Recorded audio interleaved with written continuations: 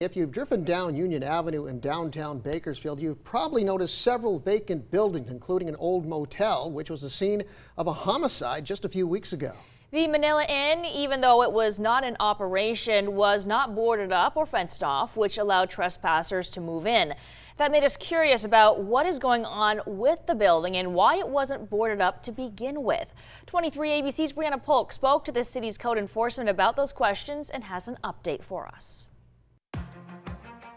For weeks, the Manila Inn motel here on Union Avenue has been vacant with no operating utilities like water nor electricity. And just last week, there was a heavy presence of homeless people and encampments as the gates were not closed, nor was the building boarded up. It also degrades the property values and the overall aesthetics of the neighborhood. So it is a big concern to the city. There are roughly 350 vacant structures within Bakersfield, one of those being the Manila Inn. But unlike other vacant buildings in Bakersfield, just last week, the old motel wasn't boarded up or fenced off, even after the homicide that occurred there in early August. Billy Owens, code enforcement supervisor for the city, says that the property owner barely started the process of closing down the motel. The owners actually started on the trash out, which means they take all of the properties inside of the vacant and will remove that to discourage anyone from going back in to obtain property.